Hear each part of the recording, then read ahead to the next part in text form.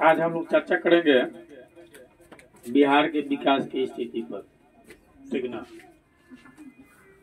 जय बिहार,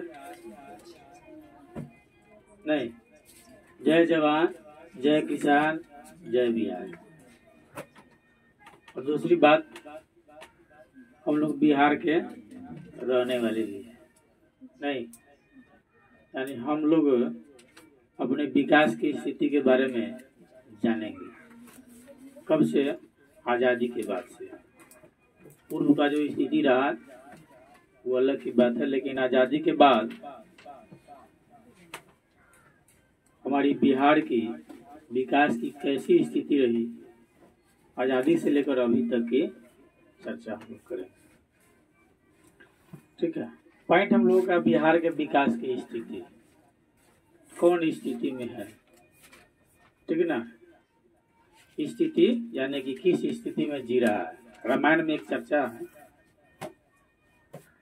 जब हनुमान जी माँ जानकी से मिलने जाते हैं तो मिलने के क्रम में माँ जानकी की स्थिति को देखते हैं, किस स्थिति में रह रही है,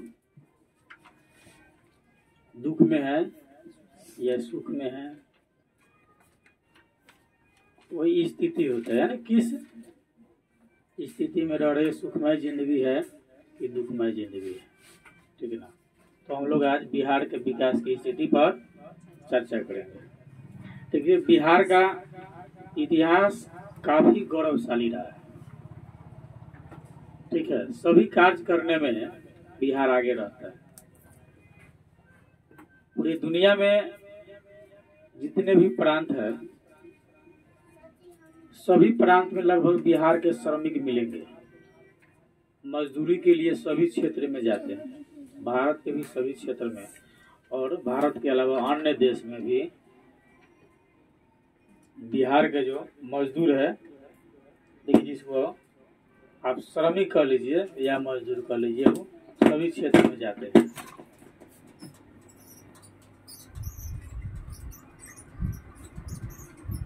तो बिहार का इतिहास काफी गौरवशाली रहा है। बिहार की इतिहास कोई नई नहीं है, बहुत पुरानी है। और बिहार का इतिहास क्या है? बिहार का इतिहास काफी गौरवशाली है। पहली बात,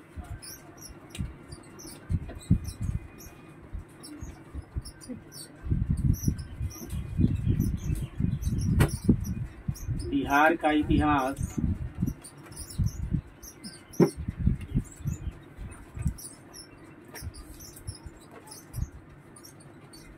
काफी गौरवशाली है।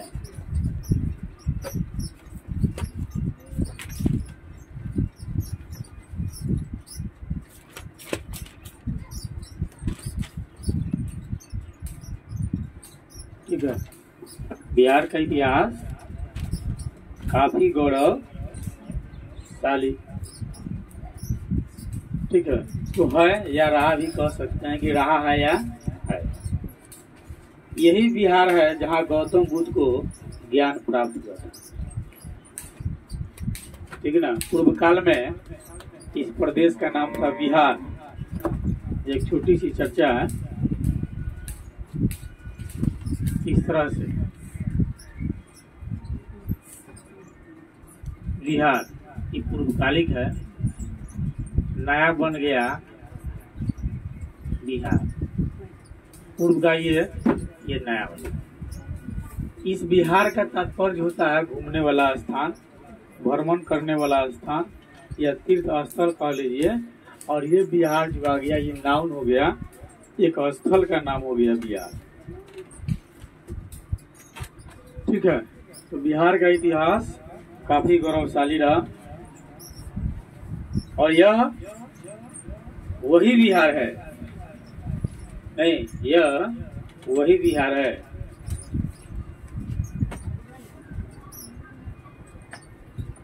यह वही बिहार है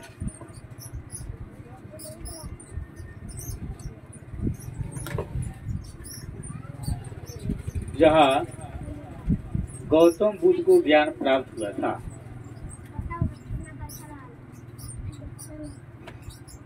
जहाँ गौतम बुद्ध को ज्ञान प्राप्त हुआ था।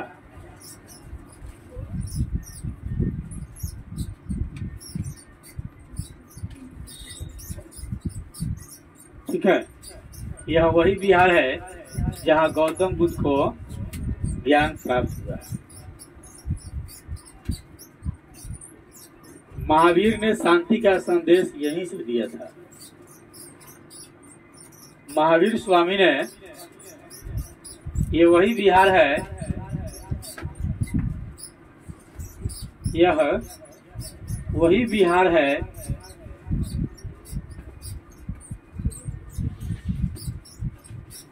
जहाँ महावीर स्वामी ने शांति का संदेश दिया था। यह वही बिहार है जहाँ महावीर स्वामी ने शांति का संदेश दिया था। ठीक है, यह वही बिहार है जहाँ महावीर स्वामी ने शांति का संदेश दिया था। हम लोग चर्चा जो कर रहे हैं कि बिहार का इतिहास काफी गौरवशाली है, या गौरवशाली रहा। यह वही बिहार है जहाँ गौतम बुद्ध को ज्ञान प्राप्त हुआ था। इसी बिहार की भूमि पर भगवान गौतम बुद्ध को ज्ञान की प्राप्ति हुई थी।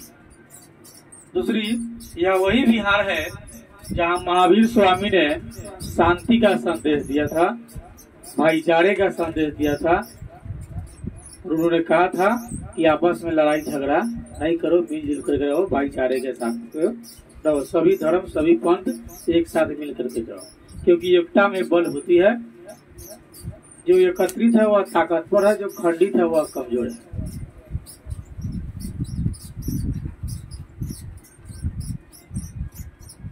यह वही बिहार है, अगली पंक्ति है, यह वही बिहार है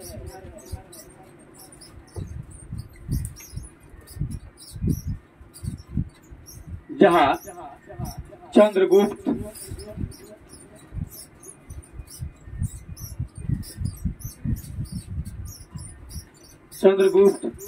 सम्राट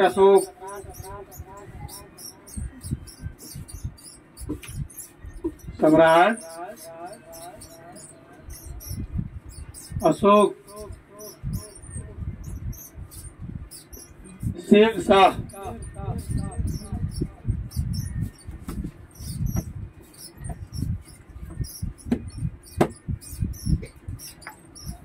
यह वही बिहार है जहाँ चंद्रगुप्त, सम्राट अशोक, शेरशाह। सम्राट अशोक के बारे में कई सारी कहानियां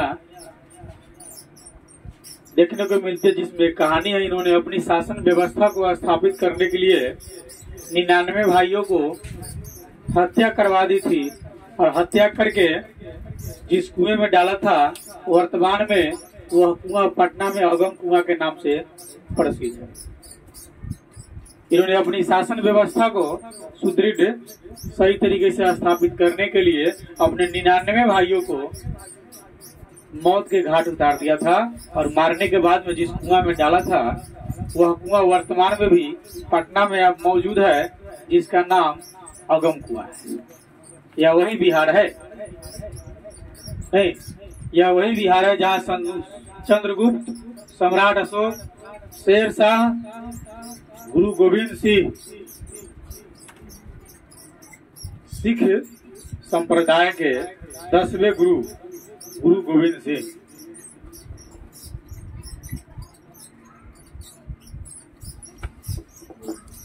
गुरु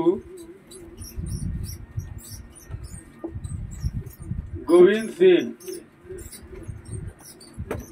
ठीक है ना। गुरु गोविंद सिंह का जन्म पटना साहिब में हुआ है। गुरु गोविंद सिंह, बाबू वीर कुंवर सिंह,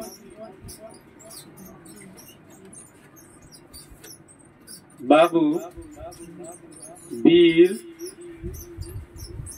कुंवर सिंह बुढ़ापे में जब अंग्रेजों से इन्हें युद्ध हुआ, जब इनके एक हाथ में गोली लग गई, इन्होंने उस हाथ को काट करके गंगा मैया को सुपुर्द कर दिया कि अंग्रेज का एक कतरा भी हमारे खून में नहीं रह सकता है। बुढ़ापे की उम्र में, और आप लोग तो जवानी में हैं। क्या जी? तो यह वही बिहार है जहाँ चंद्रगुप्त, सम्राट अशोक, शेर शाह, गुरु गोविंद सिंह, बाबू वीर कुंवर सिंह, देश रत्न डॉक्टर राजेंद्र प्रसाद,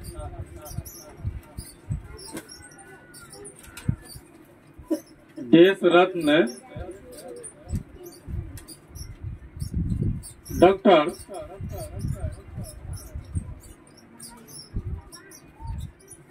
राजेंद्र प्रसाद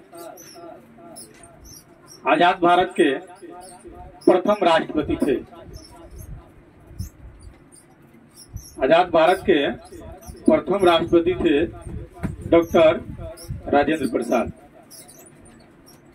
यानी कि यह वही बिहार है जहां चंद्रगुप्त, सम्राट अशोक, शेर शाह, गुरु गोविंद सिंह, बाबू वीर कुंवर सिंह, देश रत्न डॉक्टर राजेंद्र प्रसाद का जन्म हुआ।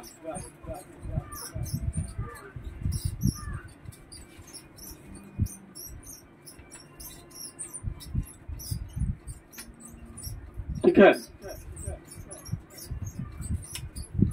तो बिहार का इतिहास काफी गौरवशाली रहा। यह वही बिहार है जहाँ गौतम बुद्ध को ज्ञान प्राप्त हुआ था। यह वही बिहार है जहाँ महावीर स्वामी ने शांति का संदेश दिया था। और यह वही बिहार है जहाँ चंद्रगुप्त, सम्राट अशोक, शेर शाह, गुरु गोविंद सिंह यानी सिख संप्रदाय के 10वें गुरु बाबू वीर कुंवर सिंह बुढ़ापे में भी अंग्रेज से लोहा ले लिए थे, और देश रत्न डॉक्टर राजेंद्र प्रसाद, इन सभी का जन्म बिहार में हुआ है। आज लोग कहते हैं बिहार में कब बा, तो बिहार में ये सभी महापुरुष है। बिहार में ही महात्मा गांधी ने चंपारण आंदोलन का बिगुल फूंका था। गांधी जी का चंपारण आंदोलन कहाँ से हुआ था? बिहार से। हम लोग जिस भूमि में है ठीक इसके आसपास में पूर्वी चंपारण, ठीक बगल में पूर्वी चंपारण पड़ता है, जहाँ से चंपारण आंदोलन का बिगुल फूंका था। हम लोग हिस्ट्री में चंपारण आंदोलन के बारे में स्टडी करेंगे, ठीक ना। तो अगली पॉइंट होगा, यह वही बिहार है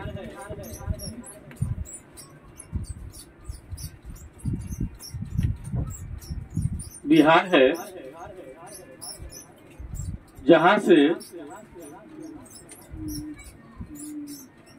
महात्मा गांधी ने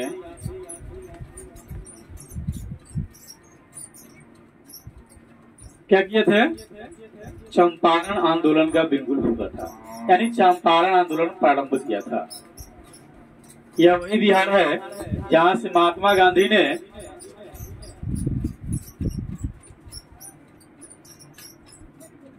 चंपारण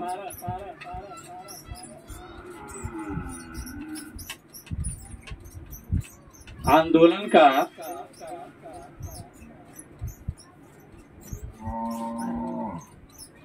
बिगुल फूंका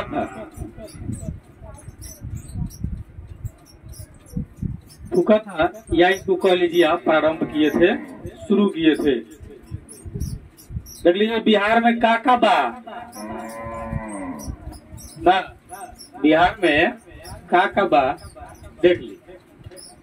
बिहार के फेमस भाषा भोजपुरी है,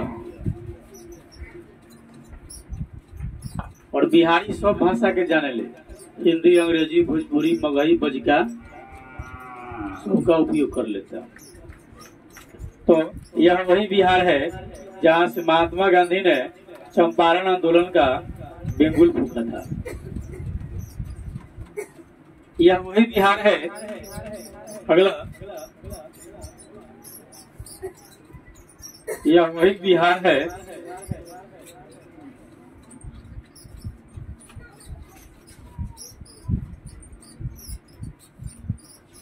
जहां से लोक नायक जयप्रकाश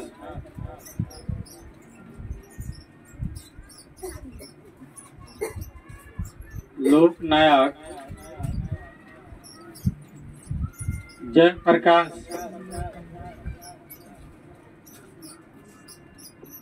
नारायण, यह वही बिहार है जहां से लोकनायक जयप्रकाश नारायण ने संपूर्ण क्रांति का नारा दिया था।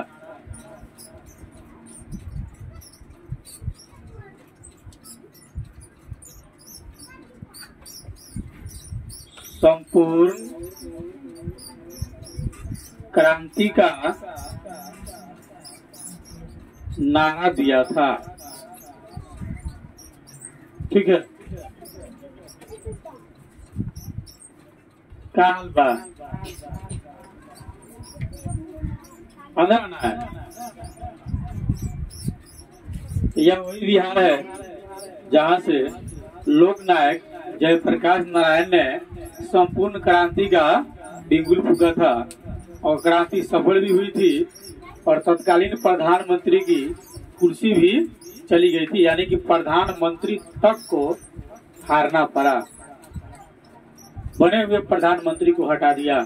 यह वही बिहार है।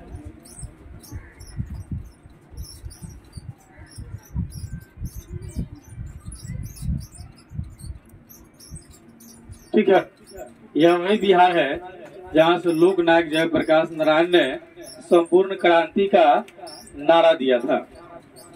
ठीक ना, ये सब ऑब्जेक्टिव में क्वेश्चन आ सकता है कि संपूर्ण क्रांति का नारा किसने दिया था? तो लोकनायक जयप्रकाश नारायण ने। सम्राट अशोक की जन्म स्थल कौन है? बिहार, उत्तर प्रदेश, झारखंड, इनमें से कोई नहीं। महावीर स्वामी ने शांति का संदेश कहाँ दिया था? बिहार में दिया था।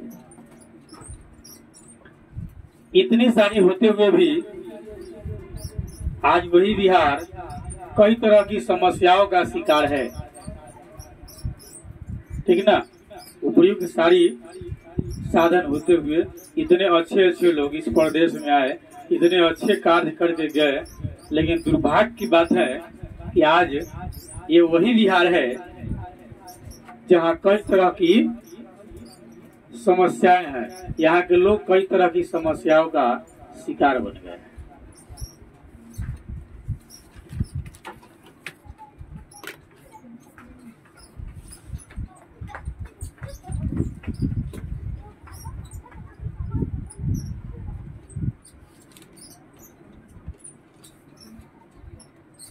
लेकिन वही बिहार आज कई तरह की समस्याओं का शिकार है। आज कई तरह के समस्याओं का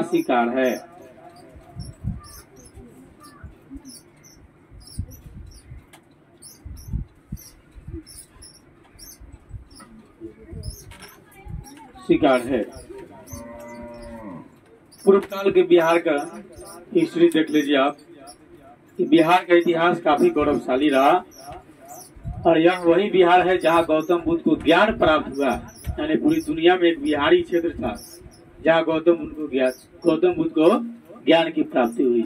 यह वही बिहार है जहां महावीर स्वामी ने शांति का संदेश दिया था और यह वही बिहार है जहां चंद्रगुप्त, सम्राट अशोक, शेर शाह, गुरु गोविंद सिंह, बाबू वीर कुंवर सिंह, देश रत्न डॉक्टर राजेंद्र प्रसाद का जन्म स्थल है।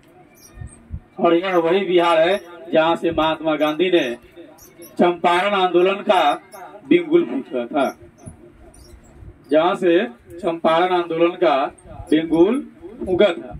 और यह वही बिहार है जहां से लोकनायक जयप्रकाश नारायण ने संपूर्ण क्रांति का नारा दिया था।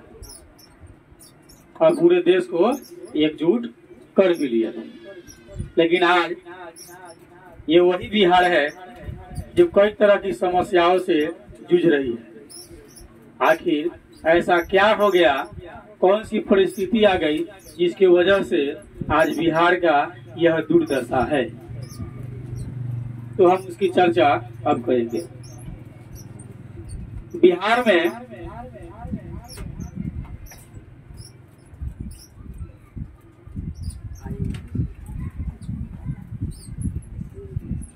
बिहार में काका है अब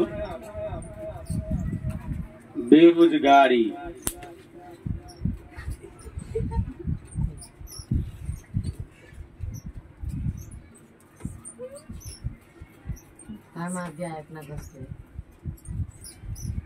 बिहार में तो क्या बेरोजगारी,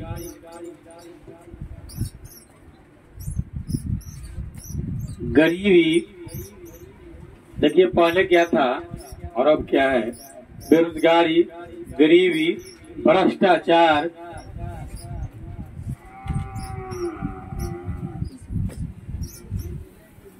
बिहार में अब बेरोजगारी, गरीबी, भ्रष्टाचार तथा अशांति का माहौल है।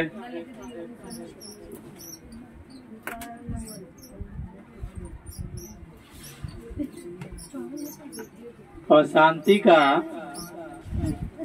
माहौल है।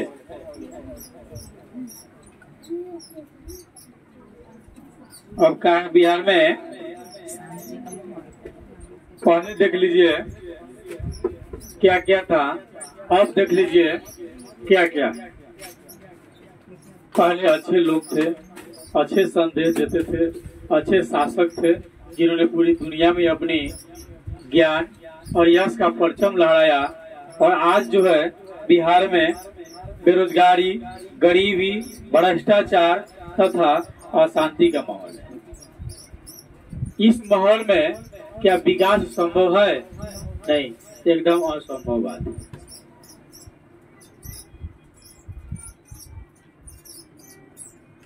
ऐसा नहीं है कि बिहार में साधन नहीं है, लेकिन साधनों का होते हुए, यानी साधनों के होते हुए भी बिहार पीछे है।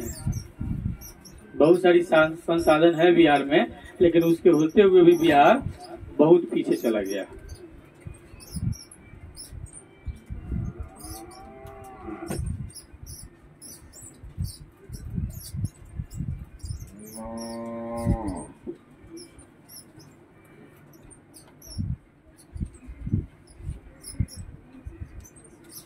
संसाधन के क्षेत्र में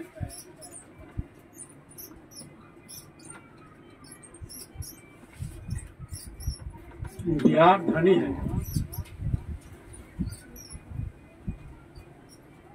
क्या है? संसाधन के क्षेत्र में बिहार धनी है, फिर भी बिहार की स्थिति दयनीय है। ठीक है ना? संसाधन के क्षेत्र में बिहार धनी है, फिर भी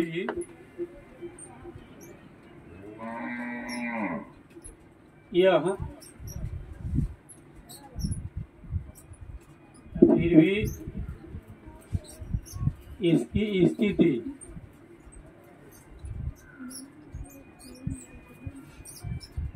दयनीय है।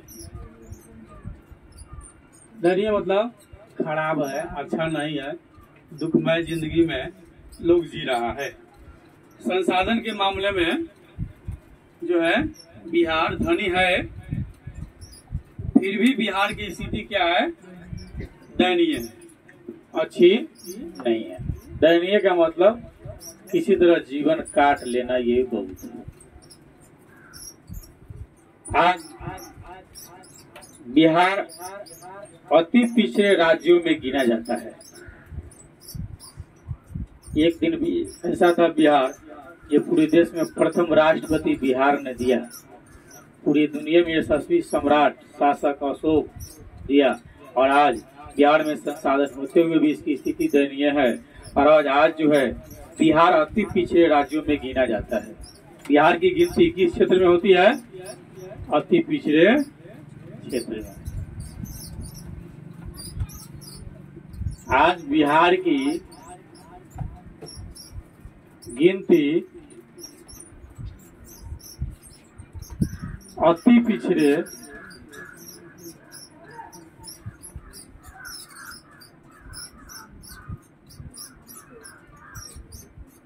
राज्यों में होती है। आज बिहार की गिनती अति पिछड़े राज्यों में होती है, यानी कि बिहार अभी पिछड़ा हुआ राज्य है, इसलिए ये बीमारू राज्य की श्रेणी में भी बिहार आता है।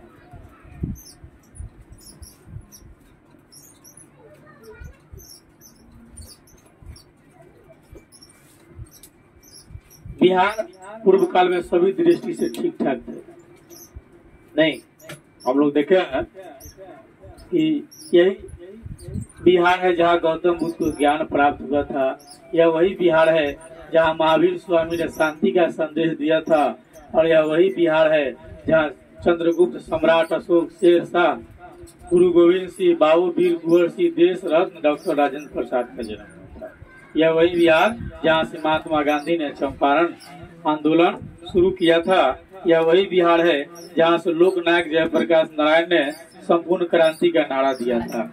और यह वही बिहार है जहाँ के फेमस गायक लोक गीतकार भिखारी ठाकुर का जन्म इसी बिहार में हुआ था। लोक गीतकार भिखारी ठाकुर का जन्म कहाँ हुआ था? इसी बिहार में हुआ था। ठीक है, लेकिन आज वही बिहार कई समस्याओं का शिकार हो गया। यहाँ बेरोजगारी, गरीबी, भ्रष्टाचार, अशांति का माहौल है। नीचे से ऊपर तक सभी लोग घूसखोर है। शरीफ कोई नहीं है। कुर्सी पर जाने के बाद सभी लोग उसका दुरुपयोग करते हैं और केवल पैसे कमाने के फिराक में रहते हैं। क्योंकि बिहार में गरीबी, बेरोजगारी, भ्रष्टाचारी और अशांति के लिए केवल आम जनता ही जिम्मेदार नहीं है, यहाँ के कार्यकर्ता और महानुभाव नेताजी लोग भी जिम्मेदार है। कई सारे नेता तो घोटालेबाज होते हैं और वो करोड़ों रुपए तो घोटाले में खा जाते हैं। नहीं, भले आज जेल हुई ना, फिर काल बेल हुई, लेकिन घोटाला ना रुकी। घोटाले पर घोटाले करते रहेंगे। तभी तो आज बिहार की स्थिति जो है दयनीय हो गई है और आज बिहार की गिनती अति पिछड़े राज्य में हो रही है। इसके जिम्मेदार कौन? देश के महानुभाव नेताजी लोग। राज्य के इस प्रांत के जो भी शासक रहे उनकी जिम्मेदारी है, क्योंकि जो जिस परिवार का मुखिया होता है, परिवार को सुखी संपन्न रखना उस मुखिया की जिम्मेदारी होती है। अगर मुखिया ठीक ठाक नहीं हो तो परिवार खंडित हो ही जाएगा, टूट जाएगा, कमजोर हो जाएगा। तो सबसे ज्यादा जिम्मेदारी इस प्रांत के जो शासक रहे उन लोगों की, जिन्होंने यहाँ शासक किया।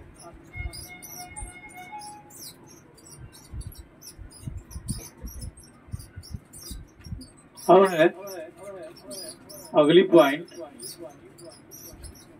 कि बिहार के पिछड़ने का कारण क्या है। तो हम लोग अपनी मर्जी से चर्चा कर रहे थे। अब देखिए, बिहार के पिछड़ने का कारण, ठीक है, कौन कौन सी कारण थी जिसके चलते बिहार पिछड़ गया? नहीं, तो आर्थिक दृष्टि से बिहार के पिछड़ने के कारण निम्न प्रकार है। दो दृष्टि से पिछड़ा।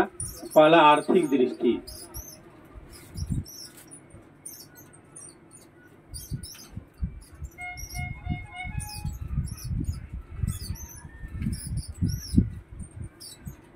आर्थिक दृष्टि से बिहार के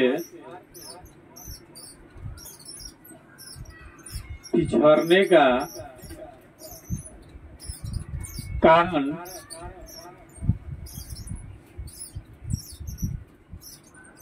निम्न प्रकार है।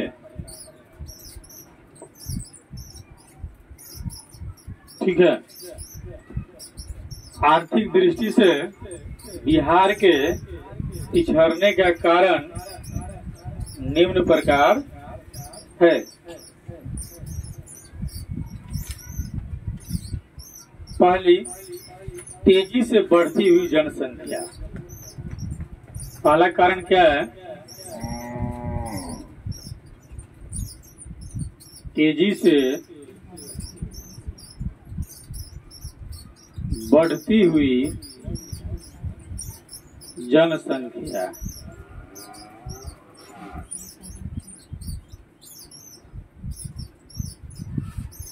ठीक है, आर्थिक दृष्टि से बिहार के पिछड़ने का कारण निम्न प्रकार है। पहला कारण है तेजी से बढ़ती हुई जनसंख्या। दूसरा कारण है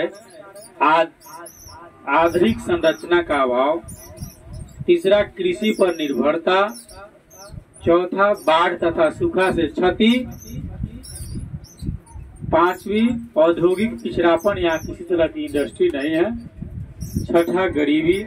सातवां, खराब विधि व्यवस्था, शासन व्यवस्था ठीक नहीं। आठवां, कुशल प्रशासन का अभाव। ये सभी कारण है जिसके वजह से बिहार आर्थिक दृष्टि से पीछे पड़ गए। पहला कारण है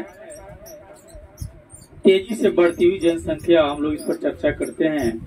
तो बिहार में जनसंख्या काफी तेजी से बढ़ रही है।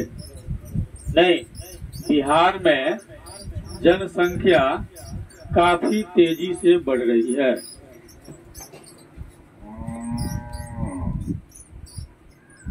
बिहार में जनसंख्या काफी तेजी से बढ़ रही है।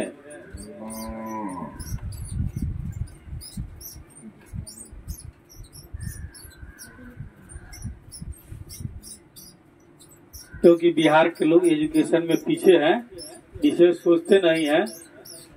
समझदार होते तो परिवार नियोजन इत्यादि होती तो जनसंख्या कम बढ़ती। या वो बात नहीं है। 14-15 साल में शादी कर देना है, 40 वर्ष तक तो बच्चे बच्चे हो जाएंगे। जबकि सरकार का भी कुछ दोष रहा। सरकार को रूल्स लगाने चाहिए। लड़के और लड़कियों की शादी की उम्र 21 साल 22 साल और उस पर निगरानी करनी चाहिए। हालांकि वर्तमान में रूल्स गवर्नमेंट लगाया भी है, लेकिन निगरानी होता नहीं है। समाज के बहुत सारे बच्चे बच्चियों की शादी 14 साल 15 साल में हो जाता है, तो फिर रूल्स लगने से कोई फायदा नहीं है। तो सरकार की इस पर निगरानी करनी चाहिए कि आखिर ऐसा हो कहा जाता है। तो पहला कारण जो है बिहार के पिछड़ने का, तेजी से बढ़ती हुई जनसंख्या। तो बिहार में जनसंख्या काफी तेजी से बढ़ रही है। इसके चलते विकास के लिए साधन कम हो जाते हैं। जनसंख्या के कारण क्या हो जा रहा है? विकास के लिए साधन कम हो जा रहे हैं। बढ़ने के कारण विकास के लिए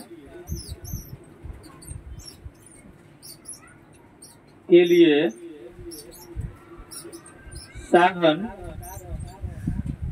कम हो जा रहे हैं।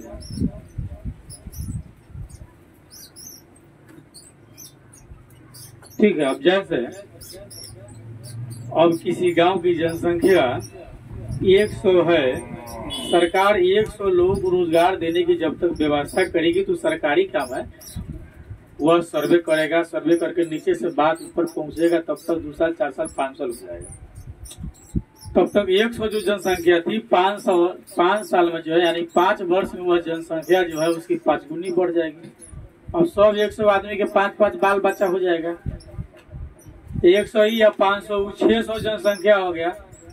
अब सरकार जब तक 100 का व्यवस्था लगा रहा है तब तक 600 हो गया। अब इधर फिर 500 बेरोजगार चिल्ला रहा है, रोजगार दो रोजगार दो रोजगार दो। फिर सरकार सर्वे किया, ये 500 को रोजगार देने की व्यवस्था किया। फिर 2-4 साल 5 साल बीत गया, अभी जो 500 था सबको 2 को 4 को 5 को बाल बच्चा हुआ, यो लगभग 1500 2000 की जनसंख्या में हो गया।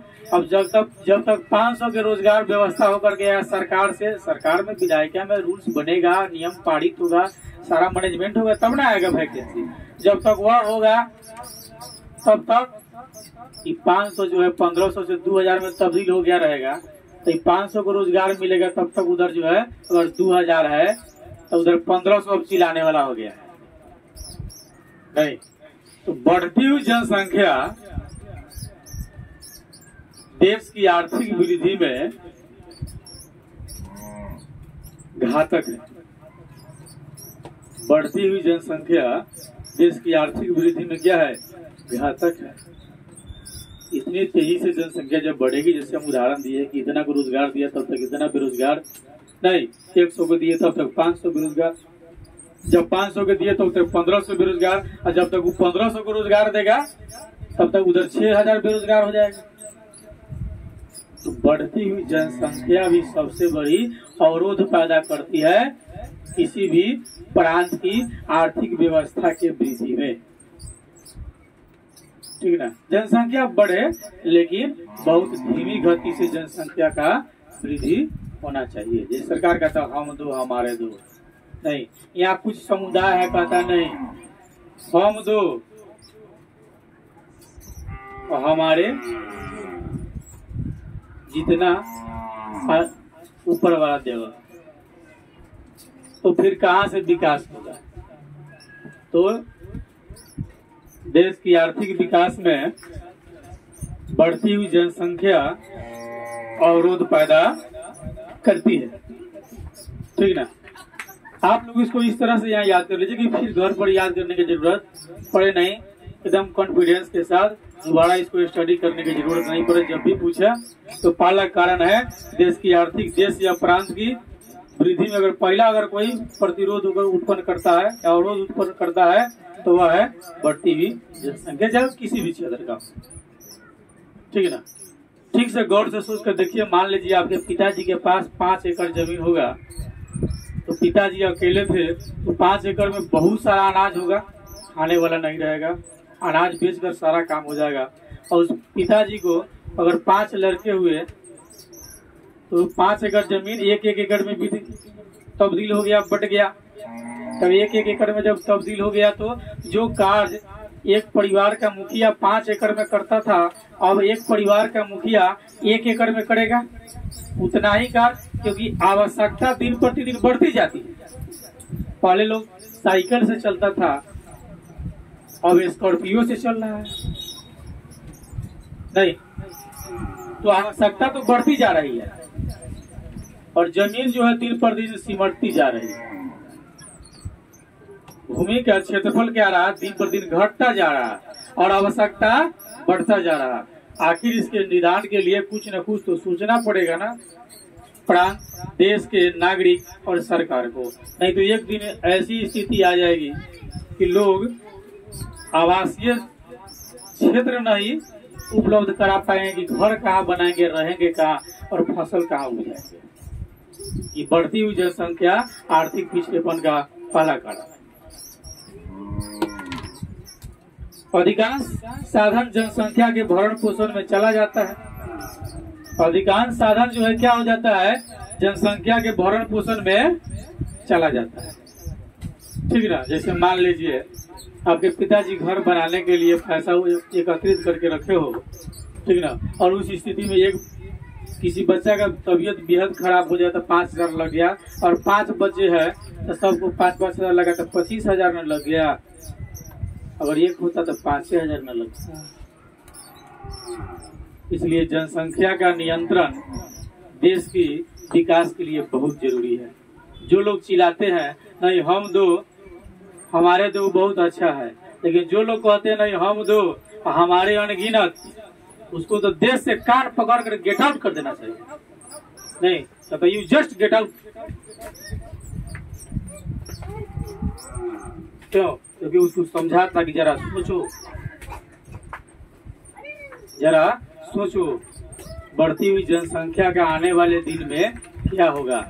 अरे सतत पोषण का ध्यान रखो, समावेशी विकास का सरकार ध्यान अगर रखती है तो सतत पोषण का ध्यान तुम रखो। जो संसाधन प्रकृति में उपलब्ध है उसका तुम भी उपयोग करो और आने वाली अगली पीढ़ी भी उपयोग करे। जैसे अभी किस तरह से लोग जल के लिए त्राहिमाम है, बहुत सारे लोग का चापाकल गायब है, लोग लाइन में लग कर और पीने के जल उपलब्ध करा रहे हैं। अभी तक लोग को समझदारी नहीं है। पहले 5 रुपए में 1 लीटर दूध मिल जाता था, लोग आसानी से पी कर एकदम फिट हो जाता था। आज 25 रुपए में ये 600 से 700 ग्राम केवल पानी मिलता है। जरा सोचो हम किस रास्ते पर आकर खड़े हैं, जिंदगी किस मोड़ पर लाकर हमको खड़ी कर दी है, और आने वाले हमारा जो नेक्स्ट जनरेशन होगा वो कहाँ चला जाएगा। उसके लिए शुद्ध पीने के लिए पानी उपलब्ध नहीं हो पाएगा अगर जनसंख्या इसी गति से दिन प्रतिदिन बढ़ती रहे।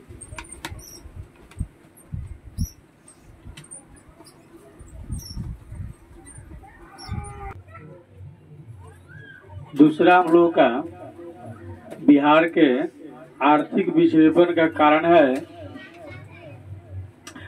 आधुनिक संरचना का अभाव। ठीक है ना। आधुनिक संरचना का मतलब होता है चाहे कोई भी क्षेत्र हो वह जिस पर टिका होता है। ठीक है ना। आधुनिक संरचना का मतलब वह जिस पर टिका होता है, जिस पर उसकी सारी अर्थव्यवस्था निर्भर होती है, वह उसका आधुनिक संरचना होता है। ठीक है ना। तो पहला हम लोग देखे हैं कि बिहार की आर्थिक पिछड़ेपन के कारण बढ़ती हुई जनसंख्या। दूसरा आधुनिक संरचना का अभाव है यहाँ पर, यानी कि इसकी जो नींव जो डाली गई है आर्थिक विकास की वह ठीक नहीं है, वो अभाव में। किसी भी देश या राज्य के विकास के लिए आधुनिक संरचना का होना बहुत जरूरी होता है। यदि आधुनिक संरचना ठीक नहीं है तो किसी भी देश या राज्य या क्षेत्र का विकास नहीं होगा। बिहार इस मामले में सबसे पीछे है। राज्यों में सड़क अच्छी नहीं है, बिजली की उत्तम सुविधा नहीं है, किसानों के लिए सिंचाई का अभाव है। ठीक है। साथ ही शिक्षा एवं स्वास्थ्य सुविधाएं भी कम है, अच्छी नहीं है बिहार की। ठीक है। बिहार के शिक्षा और स्वास्थ्य की सुविधा भी अच्छी नहीं है। अभी हाल फिलहाल में आप पटना चले जाइए हॉस्पिटल में, गवर्नमेंट हॉस्पिटल में इलाज कराने के लिए, अगर आपका सर्किल नहीं है, जान पहचान नहीं है तो भर्ती नहीं लेगा। ठीक ना। आपका पेशेंट मर जाएगा लेकिन वो ले नहीं सकता है। और जब वही बड़े नेता इत्यादि लोग जब कांटेक्ट करता है तो एडजस्ट कर लेता है। तो आखिर ये सब दुर्भाग्य है इस देश का ना। अब कितने लोग जो है बड़े बड़े लोग से संपर्क बना करके होंगे या है, बहुत कम सारे लोग हैं। तो देश की स्वास्थ्य की सुविधा सभी के लिए समान होना चाहिए। ऐसा नहीं कि बड़े लोग हैं तो उसे उत्तम सुविधा दी जाए, छोटे लोग हैं तो चलो मर जाने दो कोई बात नहीं, ऐसी नहीं होना चाहिए। ये सब गलत बात है। ठीक है ना। तो बिहार की स्वास्थ्य की सुविधा भी अच्छी नहीं है। अच्छी खासी अगर आपकी पैरवी है, पहुंच है, पकड़ है तो आप ट्रीटमेंट करा सकते हैं अपने राज्य या देश के उन्नत स्वास्थ्य संस्थान में, नहीं तो नहीं हो सकता है। और शिक्षा की बात सबसे बदतर हो गई है। ठीक है। तो देश की शिक्षा और स्वास्थ्य की सुविधाएं भी अच्छा नहीं है। इस वजह से बिहार पिछड़ेपन की स्थिति में है। यानी कि यहाँ की आधुनिक संरचना या आधुनिक ढांचा कर लीजिए, ये क्या अच्छा नहीं है, इसकी अभाव है। और किसी भी देश या राज्य के विकास के लिए आधुनिक संरचना का होना बहुत जरूरी होता है, तभी विकास हो पाएगा। बिहार इस मामले में पीछे है और राज्य में सड़क की सुविधा अच्छी नहीं है, बिजली सुविधा अच्छी नहीं है, सिंचाई का अभाव है और साथ ही शिक्षा और स्वास्थ्य सुविधाएं भी ठीक ठाक नहीं है। इसी वजह से बिहार पिछड़ेपन की स्थिति में है। ठीक है। अगली जो हमारी चर्चा है कृषि पर निर्भरता। बिहार के अधिकतम लोग कृषि से अपना जीवन यापन करते हैं। कृषि से ही वो अपना जीवन यापन, यानी कि सारी कार्य कृषि से ही करते हैं। ठीक ना।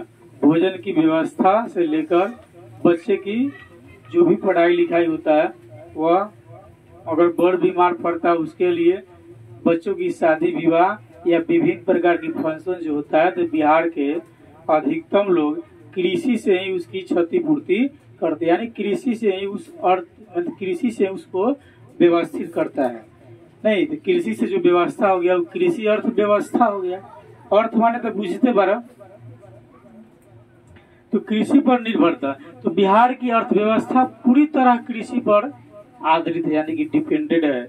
यहाँ की अधिकांश जनता यानी कि लोग कृषि पर निर्भर है, यानी कृषि माने खेती बाड़ी पर निर्भर है, किसान वाला कार्य पर निर्भर है।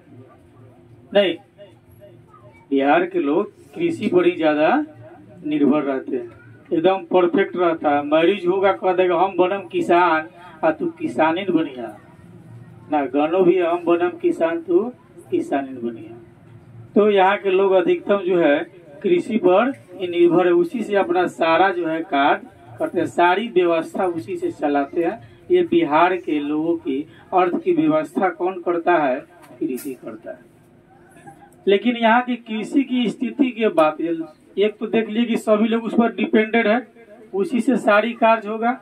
लोग बेरोजगार अधिक भी है यहाँ, अगर डिपेंडेड है तो कृषि पर। अब कृषि की स्थिति जो है ठीक नहीं है, अब जिस पर हम निर्भर है वही ठीक नहीं है, तो फिर काम चलेगा? नहीं ना चलेगा। हम प्लेन से सफर करें और प्लेन जब ऊपर पहुंच जाता है उसका इंजन फुल फेल कर जाए, फ्यूल खत्म हो जाए, तब क्या होगा हमारा? हमारा जो होना होगा सो तो हुई भी करेगा। तब बूझ न जाएंगे क्या होने वाला है, ऊपर बूझ न जाएंगे जी, समझ जाएंगे क्या होने वाला है। क्या ऊपर से नीचे नहीं आना है। तो अधिकांश जनता कृषि पर निर्भर है। यहाँ की कृषि की स्थिति ठीक नहीं है, कभी बाढ़ आ जाता है, कभी सुखाड़ और कभी मानसून साथ नहीं देता है। जैसे धान काटने का टाइम आ गया तो इतना ना पानी हो जाएगा कि सारा धान उसी में डूब जाएगा। लोग गेहूं काटने का जब लोगों का टाइम आएगा, इतना ना आंधी बारिश इत्यादि आ जाएगा कि सारा गेहूं लोग का उस खेत में ही बर्बाद हो जाएगा। तो मानसून भी साथ नहीं देता। एक तरह से कहा जाता है कि कृषि जो है जुआ है। कृषि क्या है? जुआ है। खेती बाड़ी जुआ है। निकल गए तो जुआ में जीत गए और नहीं निकले तो जुआ में हार गए। एक तरह से कृषि क्या है? जुआ कहा जाता है। ठीक है, तो ये भी है आर्थिक पिछड़ेपन के कारण कृषि भी हो गया। नहीं, एक आर्थिक संरचना ठीक नहीं है, दूसरा कृषि की स्थिति ठीक नहीं है। किस तरह नहीं है हम लोग अभी चर्चा की है। कभी बाढ़ आके तहा के ले जाएगा, कभी सुखाड़े पड़ जाएगा ना। अगली है बाढ़ तथा सुखाड़ की स्थिति पर हम लोग चर्चा कर ले कि बाढ़ और सुखाड़ की स्थिति भी यहाँ एक समान नहीं है। उत्तर बिहार दहाइए जाता है और दक्षिण बिहार सूखले रह जाता है। उत्तर बिहार बाढ़ से दहा जाता है और दक्षिण बिहार सूखले रह जाता है। उस सुखाड़ की चपेट में आता है और उत्तर बिहार बाढ़ की चपेट में आता है। सब ऑब्जेक्टिव टाइप का क्वेश्चन आपको होता है। उत्तर बिहार बाढ़ की चपेट में आती है और दक्षिण बिहार सुखाड़ की चपेट में आ जाती है। ठीक ना। तो उत्तर बिहार में खासकर हमेशा जो है कि बाढ़ आता रहता है, कम या ज्यादा।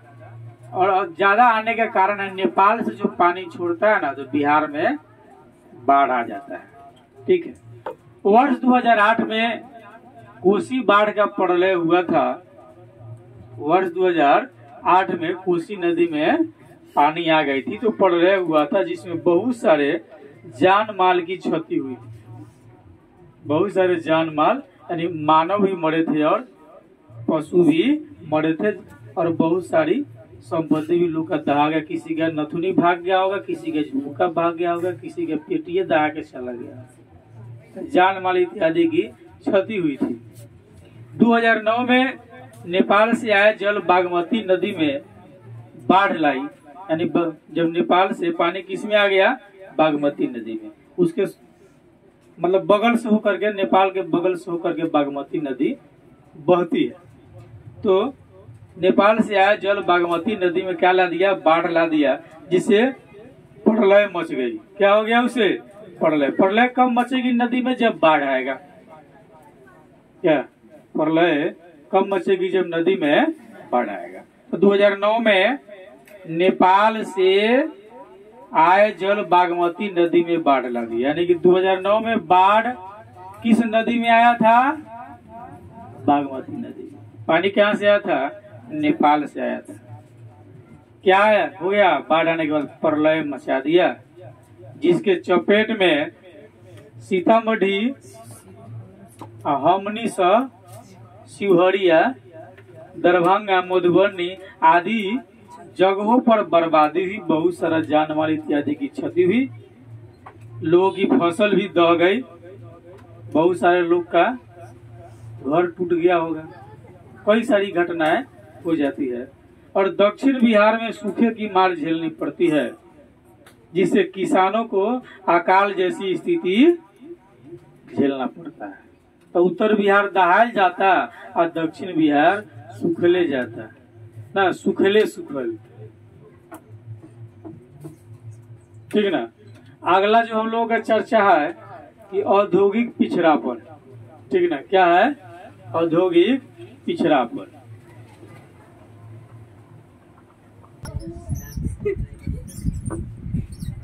पांचवा कारण औद्योगिक पिछड़ापन है। ठीक ना। पांचवा कारण जो है औद्योगिक कारण। कौन सी का? बिहार के पिछड़ेपन के। बिहार के पिछड़ेपन के आर्थिक दृष्टि से पांचवा कारण है आपका औद्योगिक पिछड़ापन। औद्योगिक का मतलब होता है फैक्ट्री।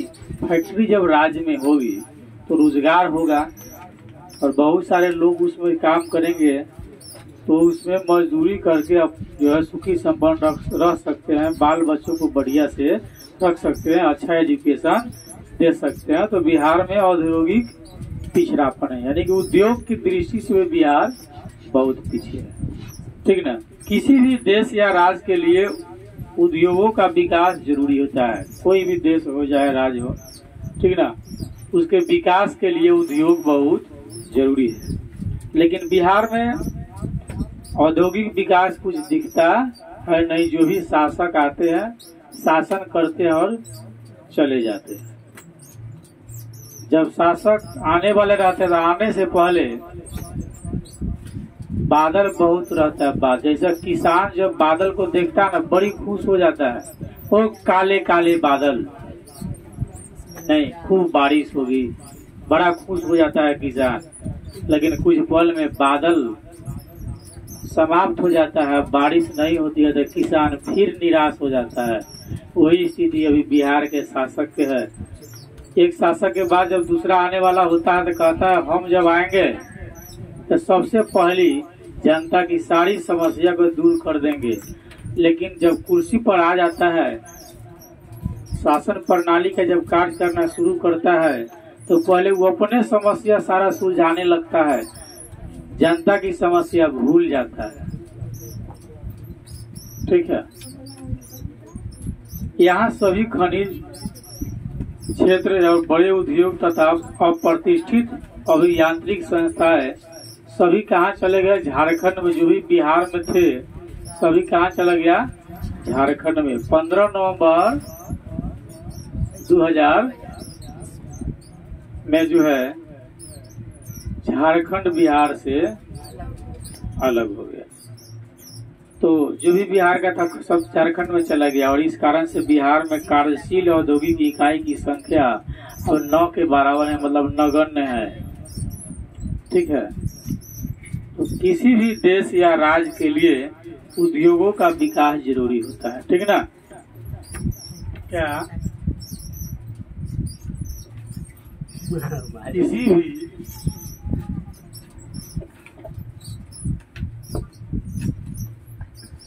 देश या राज्य के विकास के लिए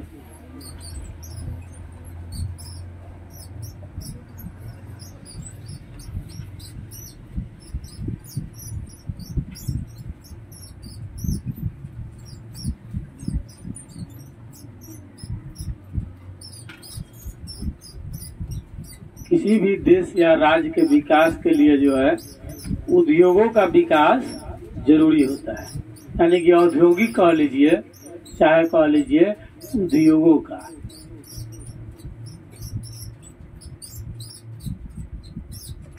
औद्योगिक या उद्योगों का विकास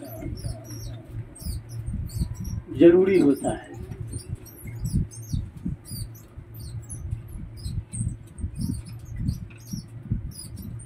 ठीक ना, क्या होता है, जरूरी होता है, क्योंकि इसके बगैर किसी भी देश या राज्य का विकास नहीं हो सकता है। लेकिन बिहार में औद्योगिक विकास कुछ नहीं है, यानी कि एक तरह से कह लीजिए कि बिहार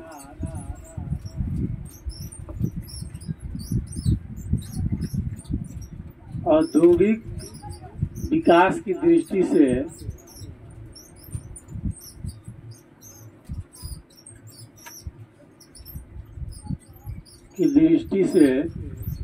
नगण्य है,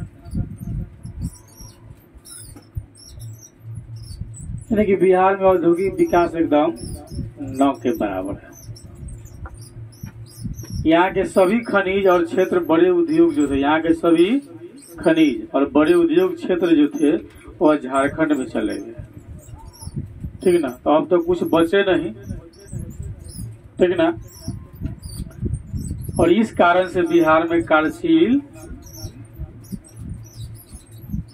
औद्योगिक इकाई एकदम न के बराबर है।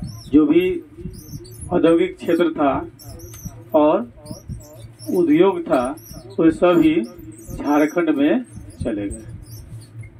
Tata iron and steel company इत्यादि था, लेकिन कहाँ चला गया, झारखंड में चला गया। कोयला की खान झारखंड में चला गया। बहुत सारे अवरक है, कई सारे वस्तु है जो झारखंड में चला गया। बिहार अब जो है औद्योगिक विकास की दृष्टि से अगर देखा जाए बिहार को एकदम नगण्य है, न के बराबर है, और जनसंख्या आसमान को छूता है।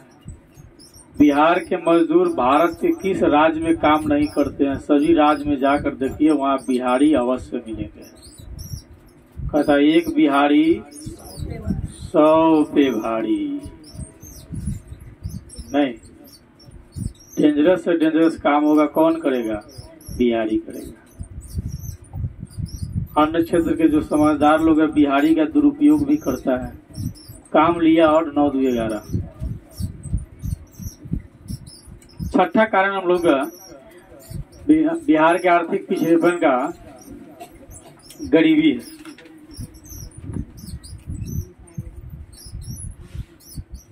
छठा कारण गरीबी।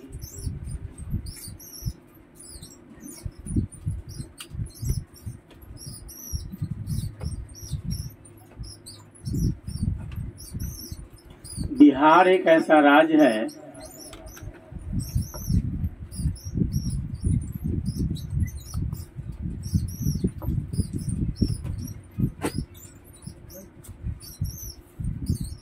बिहार एक ऐसा राज्य है जहां गरीबी का भार काफी अधिक है, जहां गरीबी का भार काफी अधिक है।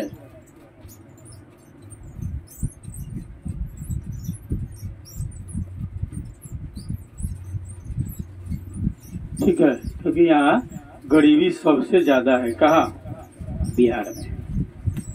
राज्य में प्रति व्यक्ति आय राष्ट्रीय औसत के आधे से भी कम है। राष्ट्रीय आय जितनी होती है उसके आधे से भी कम है बिहार की राष्ट्रीय आय। यानी राज्य में प्रति व्यक्ति आय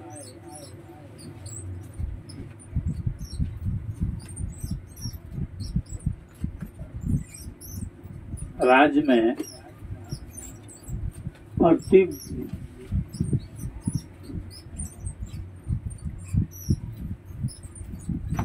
व्यक्ति आय मतलब इनकम राष्ट्रीय औसत के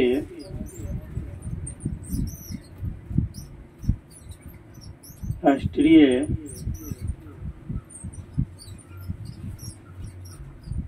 औसत के आधे से भी कम है। कितना होना चाहिए? उसके आधे से भी कम है। अगर यहाँ कुछ है तो केवल श्रमिक है।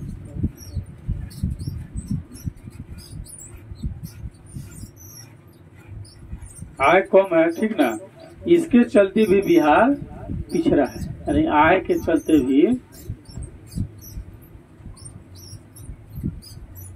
इसके चलते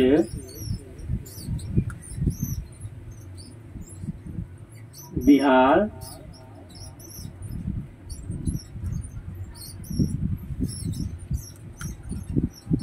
पिछड़ा हुआ है। इसके चलते भी बिहार पिछड़ा हुआ है। बिहार में निर्धनता का दुष्चक्र है। बिहार में निर्धन ज्यादा है, ठीक ना। बिहार में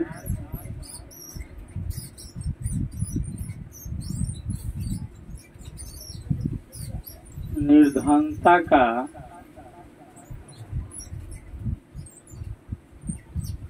दुष्चक्र है।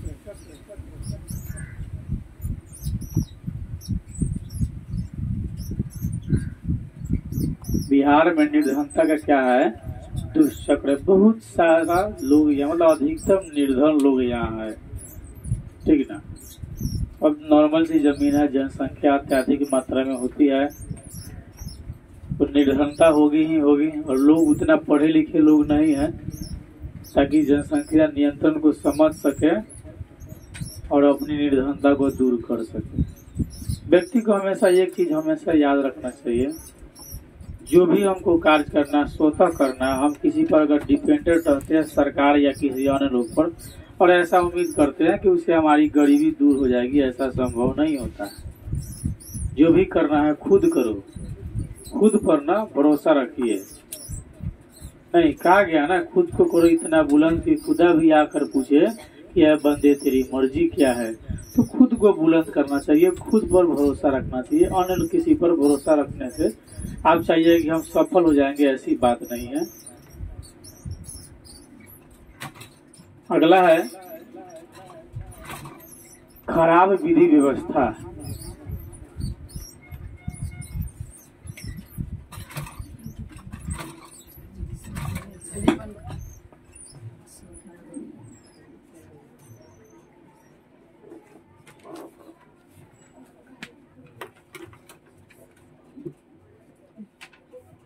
खराब विधि व्यवस्था।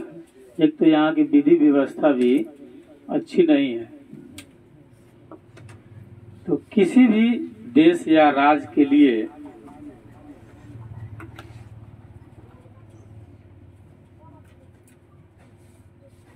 किसी भी देश या राज्य के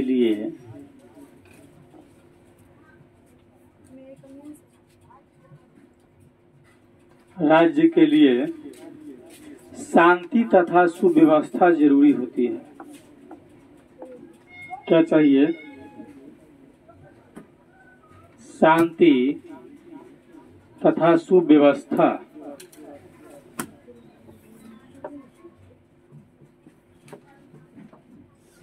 सुव्यवस्था जरूरी होती है।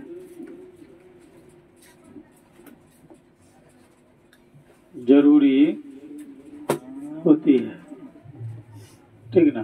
शांति बहुत जरूरी है। आप किसी भी प्रांत में रहे, शांति के बगैर जो है, अगर सही व्यवस्था नहीं है, शांति नहीं है, तो फिर वहां के विकास नहीं होगी, ठीक ना। लूट मार चलता हो, डकैती चलता हो, चोरी चलता हो, बहुत सारी जो है घिनौने अपराध होते हो, तो फिर उस प्रांत यानी कि राज्य और देश का विकास नहीं हो सकता है जहाँ पर शांति सुव्यवस्था नहीं है। बिहार में आप 9 बजे रात को निकलिए, लूट मार हो जाएगा, जगह जगह अपराध हो रहे हैं, आखिर इसकी जिम्मेदार कौन? तो बिहार की जो है खराब विधि व्यवस्था है, जिसके कारण ये सब घटनाएं होती रहती है निरंतर। बहुत सारी समस्या है जिसके वजह से शांति सुव्यवस्था कायम नहीं है। तो किसी भी देश या राज्य की विकास के लिए क्या जरूरी है? शांति तथा सुव्यवस्था जरूरी होता है, इसके बगैर विकास नहीं हो सकता है। बिहार में वर्षों तक कानून व्यवस्था कमजोर स्थिति में थी। बिहार के प्रथम मुख्यमंत्री डॉक्टर श्री कृष्ण सिंह थे। तो कहा जाता है कि बिहार में वर्षों तक कानून व्यवस्था कमजोर स्थिति में थी। क्या बिहार में वर्षों तक कानून व्यवस्था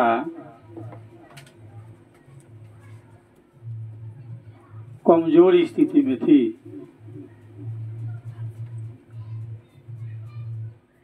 कमजोर स्थिति में वर्षों तक, मतलब कई वर्षों तक एक अनुमान लगाया गया, जिसके चलते नागरिक शांति पूर्वक उद्योग नहीं चला पा रहा था। ठीक ना? जिसके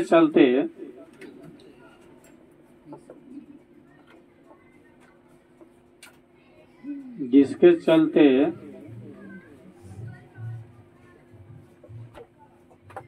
नागरिक यानी यहाँ के लोग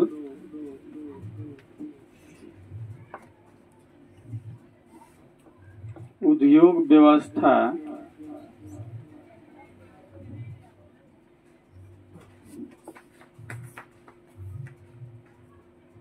नहीं चला पा रहे थे।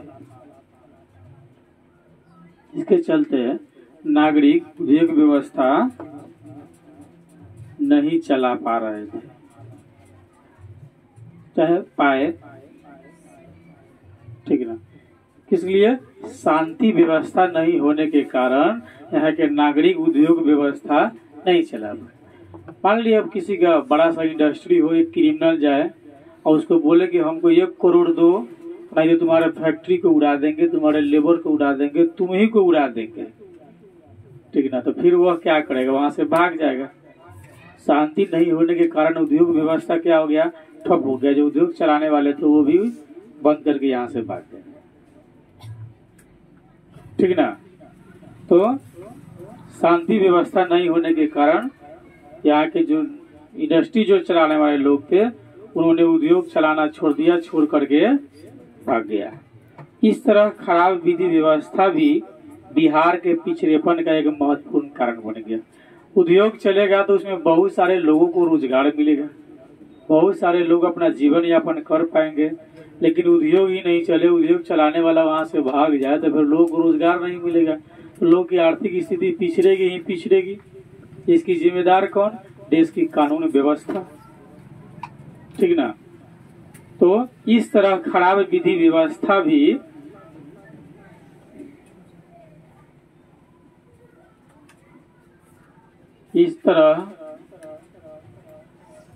खराब विधि व्यवस्था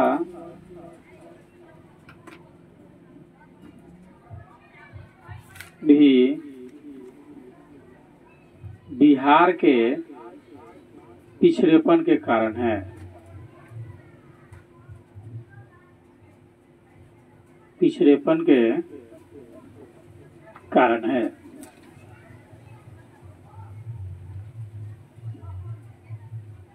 शांति व्यवस्था नहीं रहेगा तो कौन गोली खाने आएगा भाई?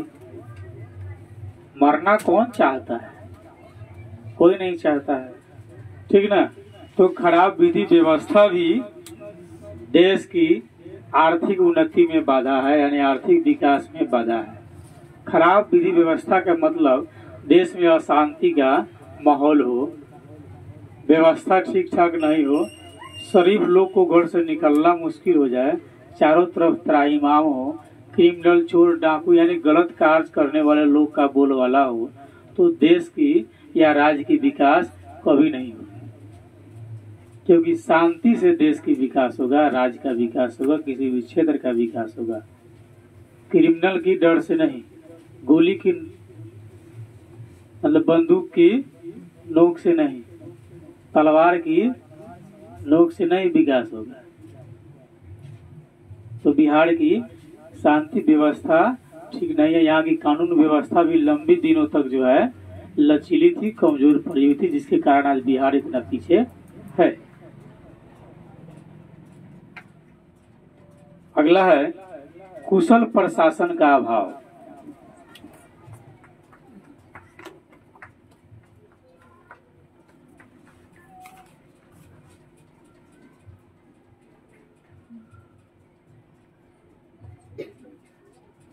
कुशल प्रशासन का अभाव।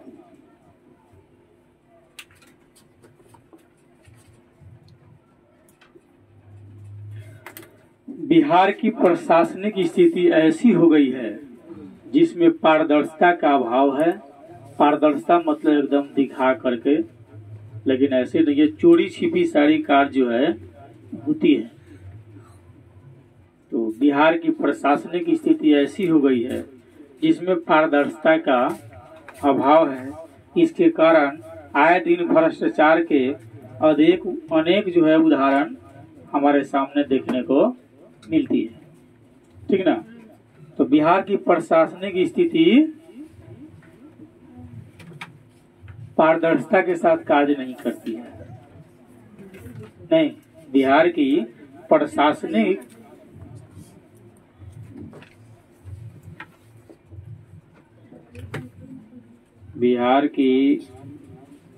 प्रशासनिक व्यवस्था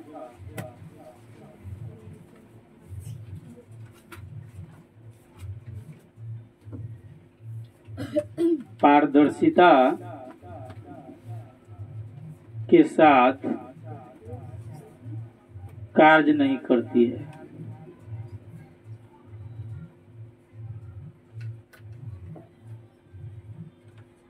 ठीक है, बिहार की प्रशासनिक व्यवस्था जो है पारदर्शिता के साथ कार्य नहीं करती है, यानी कि यहाँ पारदर्शिता का अभाव है। नहीं, पारदर्शिता का अभाव है।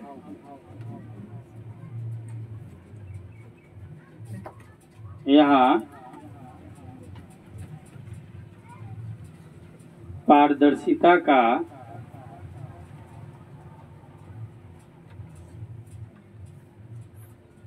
अभाव है, जिसके कारण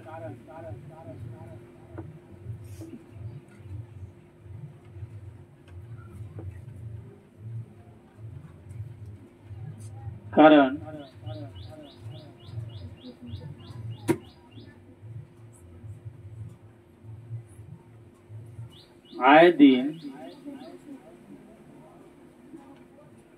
भ्रष्टाचार के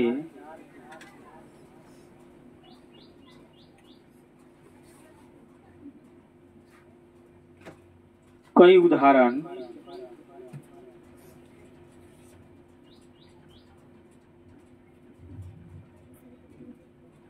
मिलते हैं।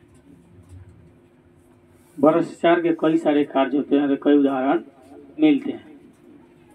तत्कालीन राज्यपाल ने राष्ट्रीय विकास परिषद में 27 जून 2005 को अपने अभिभाषण में बिहार की आर्थिक स्थिति का जो लेखा प्रस्तुत किया था वह उपरोक्त तालिका में दिखा दिया गया है। क्या तालिका है कि जनसंख्या 2001 में जो है 8.29 करोड़ थी बिहार की, और भारत 102.9 करोड़ पर थी। ठीक है, जनसंख्या की वृद्धि दर 2.5%, भारत में 1.9%। साक्षरता दर जो है बिहार की 47.53% और भारत का था 65.4%। बिहार में पढ़े लिखे पुरुष, साक्षर पुरुष 60.3%, पूरे भारत में 75.8%। बिहार में साक्षर स्त्री, पढ़ी लिखी स्त्री 33.5%, पूरे भारत में 54.1%। वार्षिक विकास दर 2.7% बिहार की और भारत का 6%। कृषि विकास दर बिहार की 1.5%, भारत का 2.7%। कृषि पर जनसंख्या की निर्भरता 73% थी 2001 में बिहार की। 2001 में बिहार के 73% लोग कृषि पर निर्भर थे, जबकि भारत में पूरे भारत का जब गणना किया तो केवल 60% थे। गरीबी रेखा के नीचे की जनसंख्या बिहार में 42.6% और भारत में पूरा अगर गिना गया तो 26.0%। प्रति व्यक्ति आय 3948 रुपए थी 2001 के अनुसार, और भारत की प्रति व्यक्ति आय जो है 13,226 रुपए थी। ठीक है, हम लोग जो देखें इसमें बिहार में आर्थिक विकास की गति काफी धीमी थी, किंतु वर्तमान में केंद्रीय सांख्यिकी संगठन के आकलन में यहाँ घरेलू उत्पाद, जिसको हम जीडीपी कहते हैं, घरेलू उत्पाद यानी कि जीडीपी जिसको हम कहते हैं, 2003-04 में नकारात्मक 5.15% थी। वही 2004-05 से 8-9 में जो है इसके बीच सकारात्मक आई और 11.03% हो गया, जो देश के सबसे तेजी से विकास कर रहे गुजरात से कुछ अंकों से दूसरे नंबर पर आ गया था। बिहार की स्थिति बहुत तेजी से बढ़ी। गुजरात का उपरोक्त अवधि में विकास दर 11.05% रहा, जबकि बिहार का वृद्धि दर जो 11.03% रहा। बिहार के विकास की इस गति को कुछ अर्थशास्त्री आश्चर्य का अर्थशास्त्र भी कहने लगा था कि अब बिहार गुजरात के मुकाबला में हो जाएगा, लेकिन 9 के बाद क्या स्थिति हुई कि आज बिहार की जीडीपी बहुत नीचे चली गई। कहीं न कहीं कुछ न कुछ त्रुटि होगी शासन व्यवस्था में, जिसके कारण इस तरह का हुआ है। हम लोग अगले दिन चर्चा करेंगे बिहार के पिछड़ेपन को दूर करने का क्या उपाय। आज हम लोग देखें बिहार में आर्थिक पिछड़ेपन के कौन कौन से कारण थे। 8 कारण हम लोग देखे हैं बिहार में आर्थिक पिछड़ेपन के कारण। पहला, तेजी से बढ़ती हुई जनसंख्या। दूसरा, आधुनिक संरचना का अभाव। तीसरा, कृषि पर निर्भरता। चौथा, बाढ़ तथा सूखा से क्षति। पांचवा, औद्योगिक पिछड़ापन। छठा, गरीबी। सातवां, खराब विधि व्यवस्था, शासन व्यवस्था अच्छा नहीं होना। और आठवां, कुशल प्रशासन का अभाव भी है, जो प्रत्यक्ष रूप में कार्य नहीं करते हैं। अगले दिन हम लोगों की चर्चा होगी इसमें बिहार के पिछड़ेपन को दूर कैसे किया जाएगा, कौन सा कार्य किया जाए कि बिहार देश के सबसे उत्तम राज्य की श्रेणी में आ जाए, यहाँ की लोग सबसे आगे चला जाए। हम लोग कल इस पर चर्चा करेंगे।